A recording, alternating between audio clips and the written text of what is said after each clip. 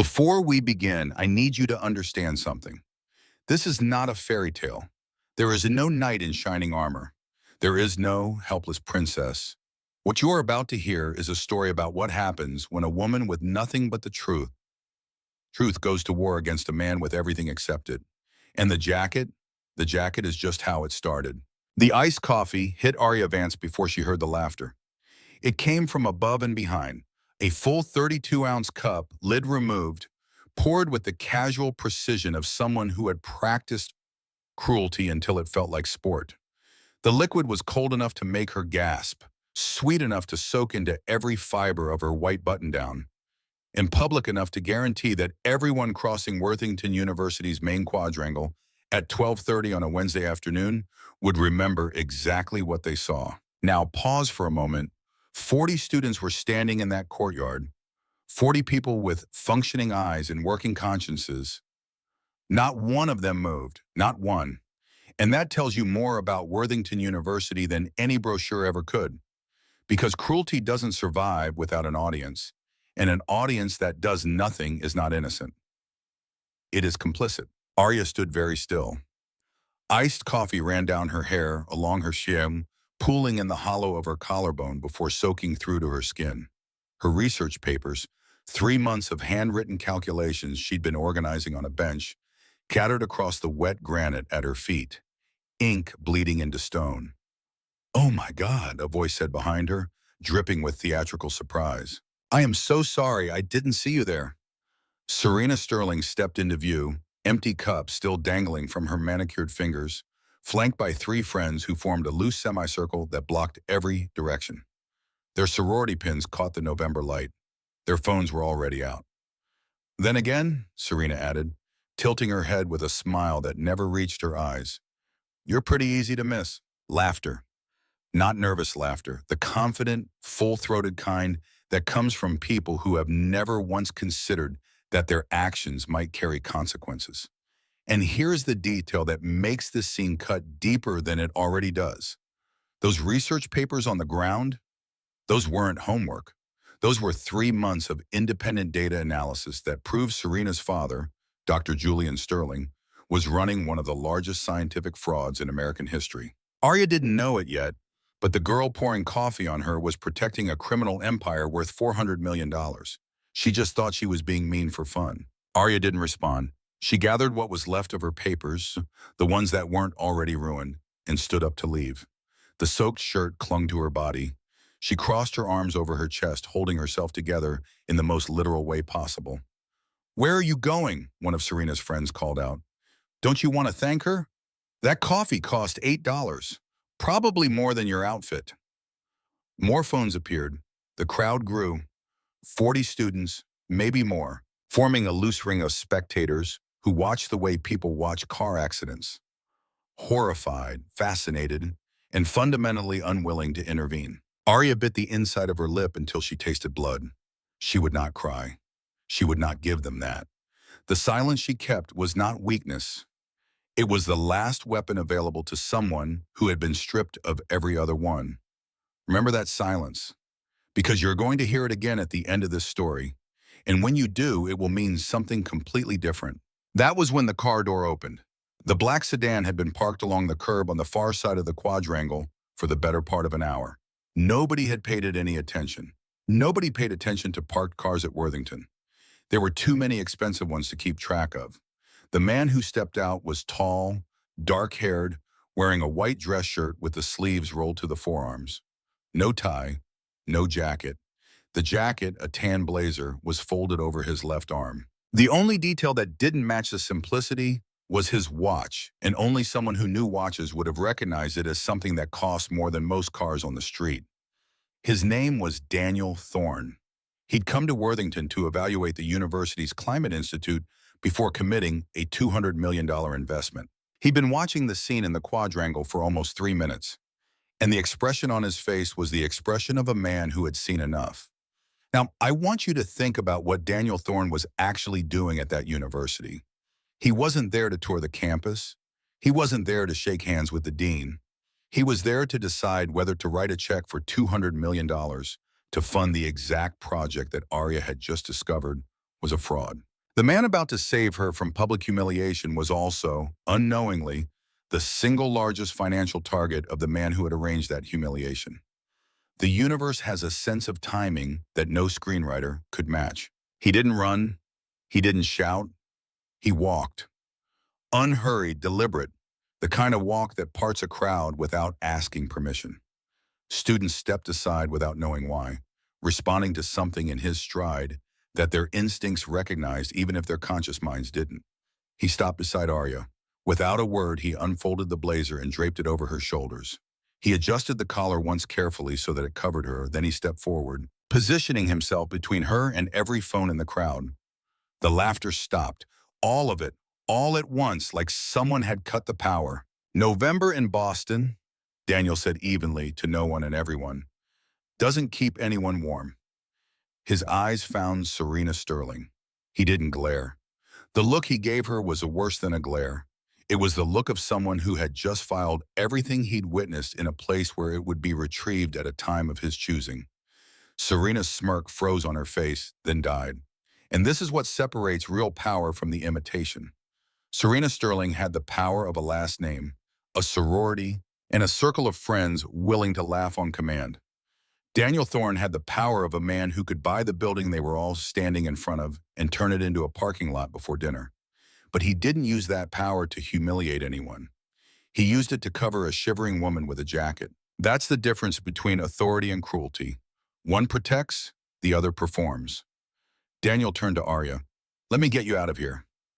She looked up at him, eyes dry, jaw set, the effort of not breaking visible in every line of her face, and studied him the way she studied data, looking for the angle, the catch, the hidden variable. She found nothing. She nodded once and walked beside him toward the car.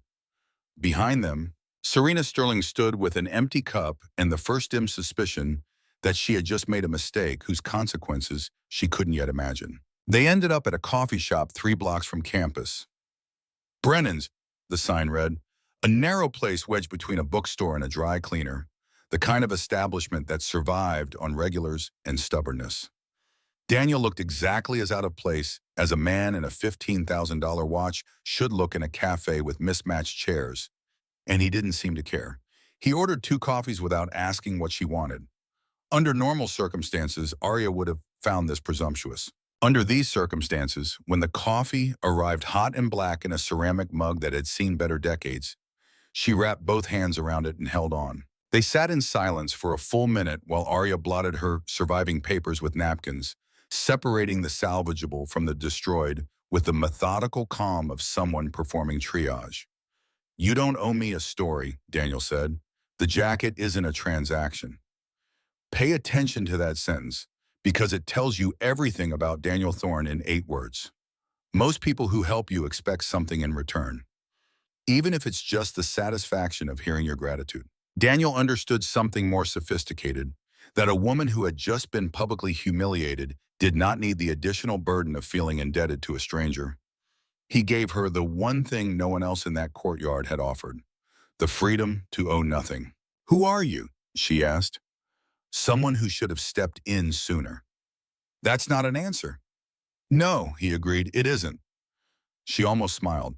Then reaching across the table to set down a ruined page, a small sheaf of printed paper slid from the inner pocket of her bag and landed between them, scattering equations and data across the scarred wood. Arya grabbed for them, but Daniel's eyes had already found the numbers. 3 seconds. That was all it took. His expression changed, the careful neutrality replaced by something sharp and focused and dangerous. This mass balance gap in the net recovery cycle, he said quietly, pointing to a line of differential equations. Someone's been tampering with the decay coefficients to hide the fugitive emissions. Arya's hand stopped moving. Now let me explain what just happened, because this is the moment the story changes direction entirely. Those equations describe the core chemistry of a carbon capture system, a technology designed to pull CO2 out of the atmosphere and store it underground. The mass balance gap Daniel spotted meant that the math didn't add up. More carbon was supposedly being captured than the system could physically process. For a billionaire evaluating a $200 million investment in this exact technology, finding that error wasn't just impressive, it was terrifying, because it meant the project he was about to fund was lying about its most fundamental claim. How long had it been since someone looked at her work and understood it? Not the simplified version she presented in seminars, not the dumbed-down summary she gave to funding committees. The actual work, the complex, unglamorous, mathematically brutal work that lived in the gap between what the Climate Institute claimed to do and what it actually did. How do you know what those mean? She asked. Daniel leaned back. Because I'm the person deciding whether $200 million is about to fund the most important clean energy project in the country or the biggest scientific fraud of the decade. Aria Vans, she said. Daniel Thorne. The name didn't register immediately. Then it did. She'd seen it on every funding document in the Climate Institute's files. Thorne Technologies, the $200 million. You're evaluating Sterling's project, she said. I was. He tapped the equation. Now I'm evaluating something else. He looked at her across the table and something shifted between them. Not romantic, not yet, but a recognition. Two people standing at opposite ends of the same dark tunnel, realizing they'd been walking toward the same truth. Tell me everything, he said. She told him, not because she trusted him. Trust was a resource Arya had learned to ration, but because the alternative was silence, and silence had become Sterling's best weapon. She told him about the 36-hour session in the basement lab where she first noticed the discrepancy. A mass balance error so small most researchers would have dismissed it as rounding. But Arya was not most researchers. She'd written a script to trace the error through 14 months of data and discovered malware buried in the filtration output, multiplying the project's actual carbon capture efficiency by a factor of 400. 400 times? Daniel repeated, his voice flat. 400. The CO2 they claim to be burying underground, according to their own coordinates, it's being shipped to depleted oil wells in the Permian Basin. Enhanced oil recovery. They're not removing carbon from the atmosphere. They're using it to pump more oil. For those unfamiliar with the term, enhanced oil recovery is a real technique where CO2 is injected into old oil wells to push out remaining petroleum. It is the exact opposite of carbon sequestration. Sterling wasn't saving the environment. He was using environmental funding to extract more fossil fuels while collecting hundreds of millions in government tax credits for carbon he never actually buried. It is, when you understand the scale, one of the most cynical crimes imaginable, billing the planet for its own destruction. Daniel said nothing for a moment. Then, you reported this. I went straight to Sterling. I thought it was a mistake. The bitterness in her voice surprised even her. He took off his glasses, smiled at me, and told me my perspective was too narrow to understand the bigger picture. 4 hours later, my scholarship was suspended and my TA position was terminated. Administrative error, they said. No timeline, no appeal. And the girl with the coffee? Serena Sterling, his daughter. Her father told her I was causing problems. She handled the optics. Daniel studied her for a long time. You kept the data. I printed everything before I went to his office.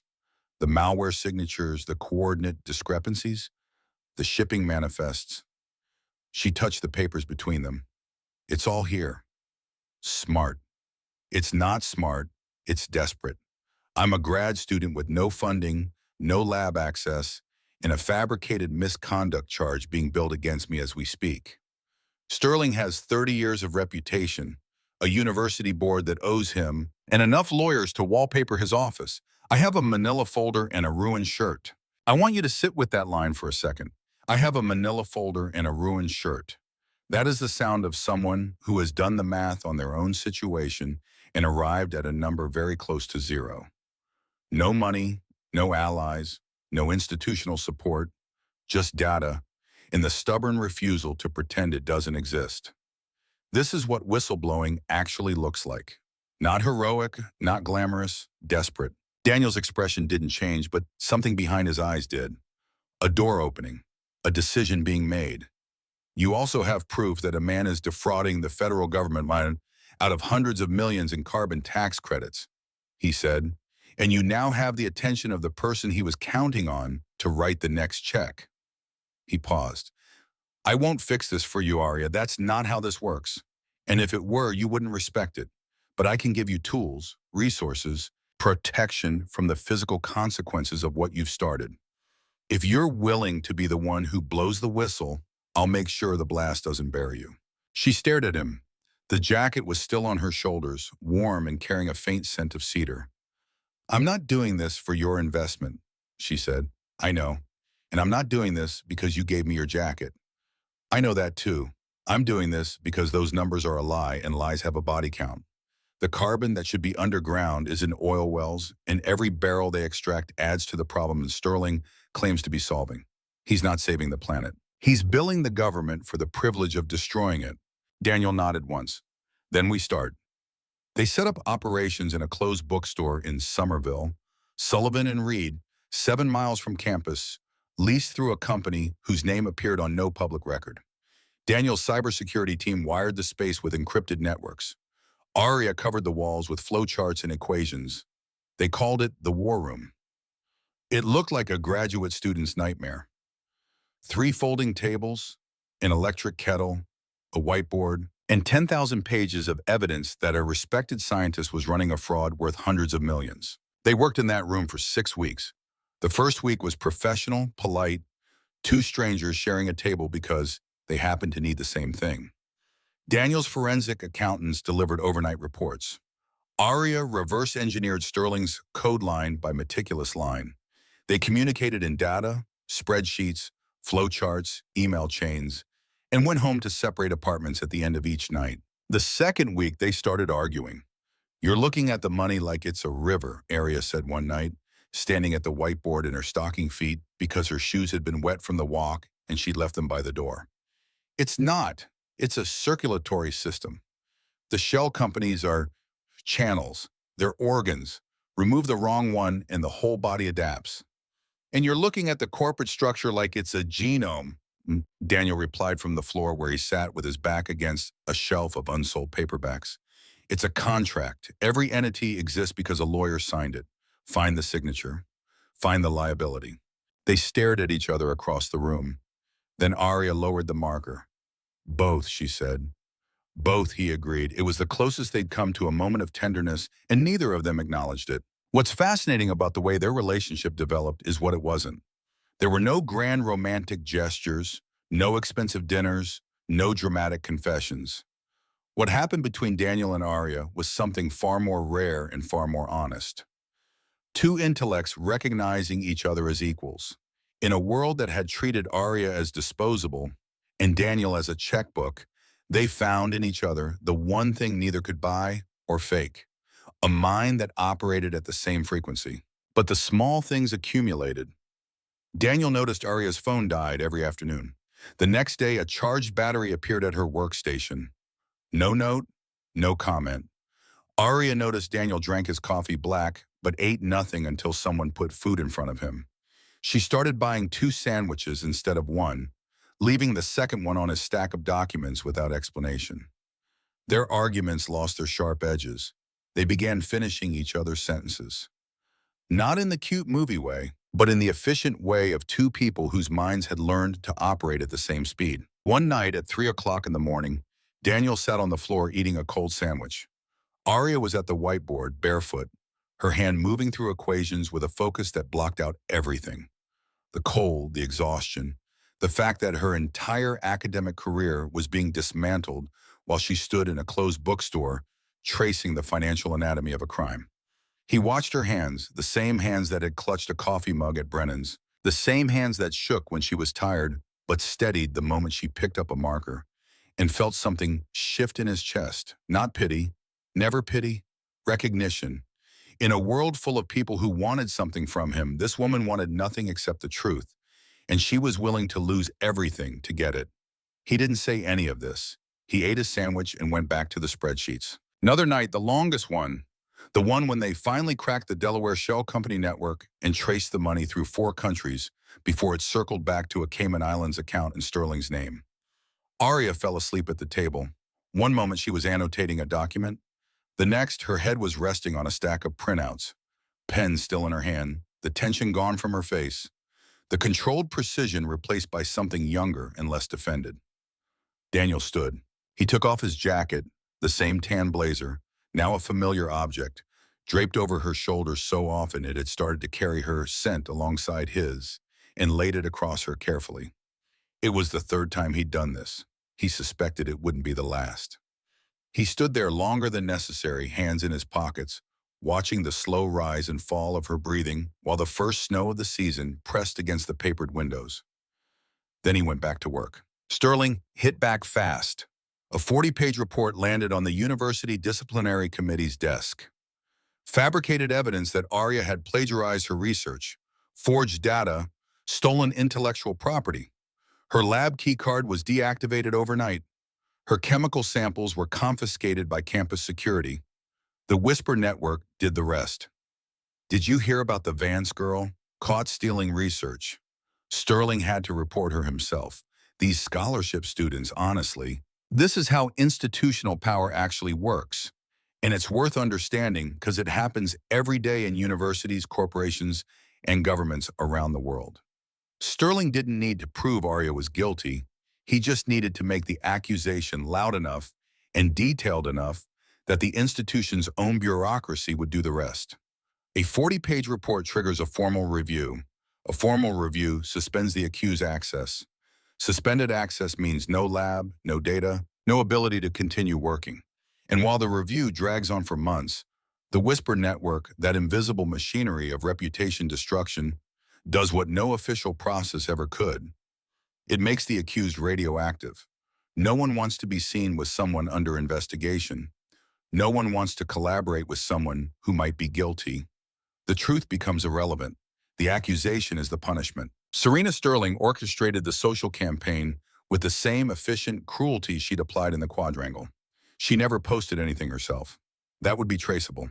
She seeded the narrative through sorority sisters and sympathetic TAs.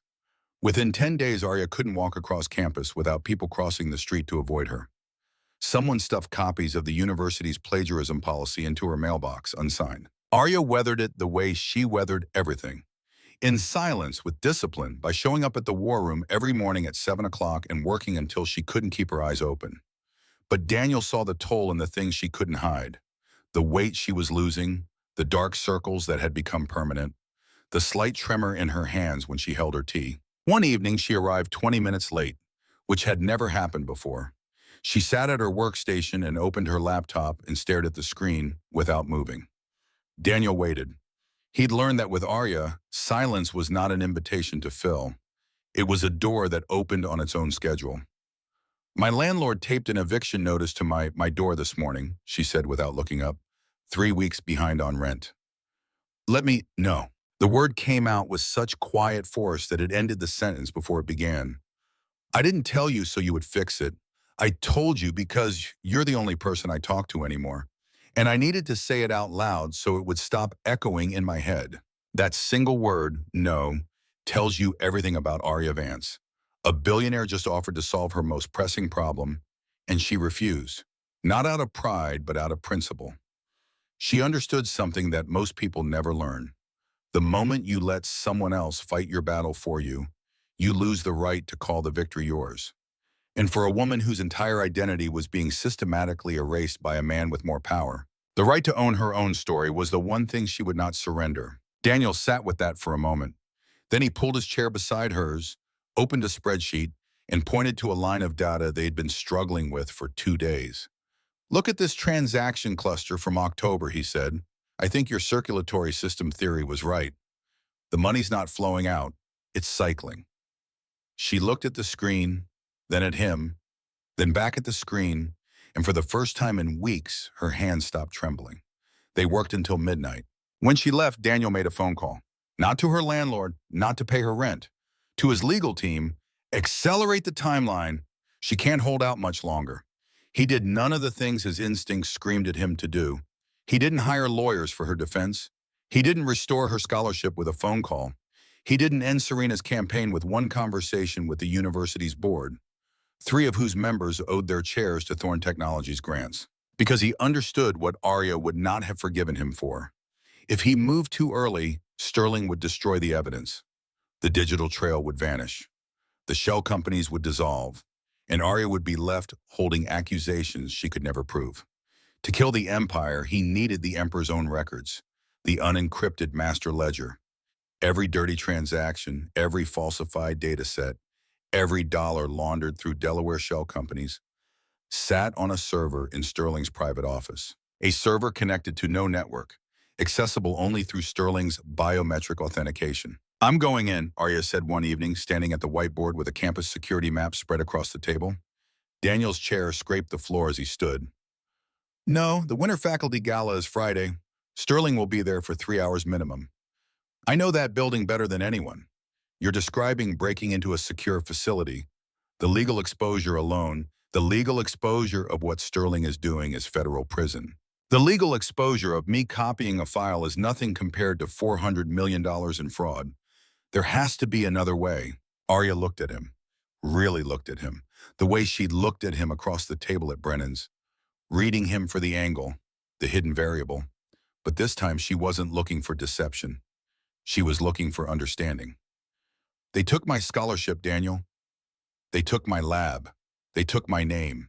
Everyone on that campus thinks I'm a thief. The only thing I have left is the ability to walk into that building and take back the truth. If I let you do it for me, if I let your lawyers or your money or your connections do it, then they were right about me. Then I really am just someone else's charity case."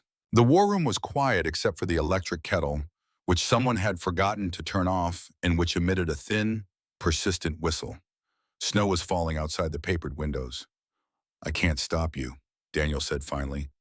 "No, but I'll be there, outside, waiting." "I know." Friday night, Worthington's winter faculty gala filled Harrington Hall with 300 guests in evening wear. Sterling worked the room with practiced charm, accepting congratulations for the Climate Institute's latest milestones, with a humility so convincing that Arya might have believed it herself once, before she'd seen the numbers behind the smile. She entered the Dalton Science Building at 8:47 p.m. through a maintenance door whose code hadn't been changed in 4 years. The building was dark. Her footsteps echoed on linoleum. A USB drive hung on a lanyard around her neck, bumping against her chest with each step. She took the stairs. She waited at each landing. She listened. Sterling's office door opened with a 6-digit override code that every senior researcher knew and no one admitted to knowing. The server sat in the corner, a black tower, disconnected from every network, holding its secrets behind a biometric login. But Arya hadn't come to crack Sterling's fingerprint. She'd come because she knew something the security consultants didn't. The server's backup protocol ran every night at midnight and wrote to an unencrypted partition for exactly 12 minutes before encrypting. A 12-minute window. That was all she needed. She sat in Sterling's chair and waited. On his desk, framed photographs. Sterling with the governor, Sterling with the Nobel laureate, Sterling at the Climate Institute groundbreaking. The same smile in every photo, the smile of a man who had confused his reputation with the truth. At midnight, the backup protocol kicked in. The server hummed. She connected the USB drive. Data began to transfer. At 12:04, she heard the stairwell door open 1 floor below. Footsteps, dress shoes, unhurried. The progress bar crawled. 67%, 74%, 81%. A key scraped in the lock. 89%, 93%. The lock turned, and then every fire alarm in the Dalton Science Building screamed to life. The sprinklers activated. Emergency lights strobed. Sterling, because it was Sterling, she could hear him swearing, recoiled from the noise and darkness, and retreated down the hallway toward the emergency exit. 97%, 100%. Arya ripped the USB from the port, yanked open the window, and climbed onto the maintenance ledge 4 stories above the parking lot. The cold hit her like a fist. Snow was falling thick and fast, turning the campus into a white blur. She descended the fire escape with numb hands, dropped the last 6 feet, and ran. She ran until she reached the old railway bridge on the Somerville line, the arch where they'd agreed to meet. Daniel was standing there alone, his car idling 50 yards away, headlights cutting white tunnels through the snow. He saw her come stumbling out of the storm, and his composure, the thing he'd worn like armor through every negotiation, every boardroom confrontation, every Senate hearing, cracked open.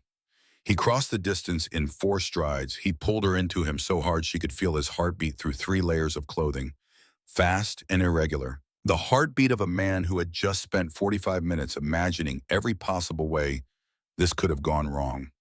"Don't," he said into her hair, and his voice was raw. "Don't ever do that again." Arya stood rigid for one more second, one final act of independence, and then she let go. She pressed her face into his chest and let the shaking come. Not from cold, from everything. The lab, the scholarship, the coffee on her shirt, the months of fighting alone, the weight of carrying a truth that no one wanted to hear. Daniel tilted her face up. Snow caught in her eyelashes and melted in tiny constellations on her skin. He kissed her, slowly, deliberately, with a certainty that had been building for 6 weeks, and that neither of them had been willing to name. She kissed him back, not with gratitude, with recognition. Two people who had been pretending that the evidence was the only thing between them, finally admitting that the most important truth in the room had always been the simplest one. The USB drive pressed against both their chests, small and hard and full of consequences. Monday morning, 9 o'clock a.m., the 7th floor boardroom of Worthington University's administration building. Dr. Julian Sterling sat at the head of the conference table, laptop open, presentation loaded, wearing a charcoal suit that cost more than most of his graduate students earned in a semester. The university provost sat to his left. 3 board members sat to his right. Fresh flowers, white lilies, occupied the center of the table. This was the day. The signing ceremony for the Thorne Technologies grant. $200 million, the largest single donation in Worthington's history. Sterling had rehearsed his remarks about the marriage of innovation and integrity. The irony was about to become apparent. At 9:12, the boardroom doors opened.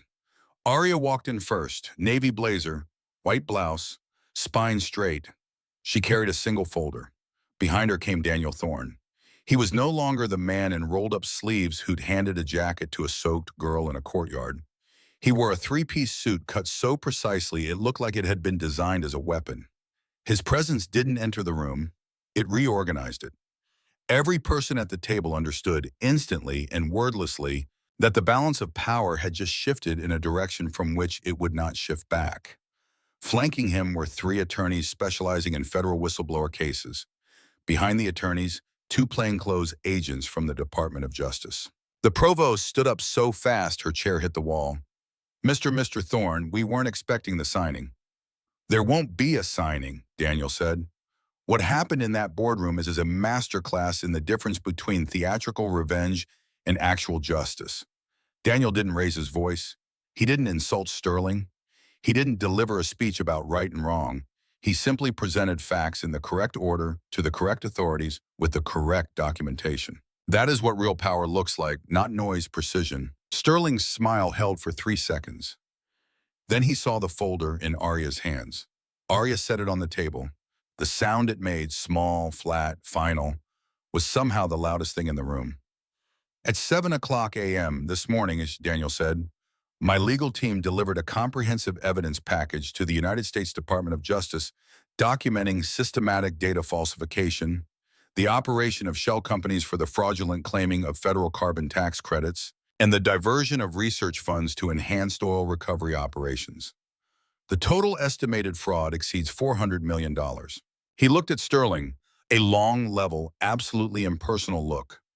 Thorne Technologies does not fund the concealment of federal crimes. Sterling opened his mouth. This is absurd. This student has been under investigation for academic fraud. Her credibility, Arya said the first time she'd spoken, is documented in 14 months of independently verified data, corroborated by forensic accounting, digital forensics, and a complete copy of your private server's master ledger. She opened the folder, including the entry from March 14th, in which you personally authorized the transfer of $4.2 million in grant funds to a shell company called Greenfield Recovery, LLC, a company whose only function is selling liquefied CO2 to Permian Basin oil producers. Sterling's face didn't crumble. It emptied expression by expression, like a building being evacuated, until nothing was left but the bare structure of a man watching every exit seal shut. The DOJ agent stepped forward. The handcuffs made a small, precise sound as they closed.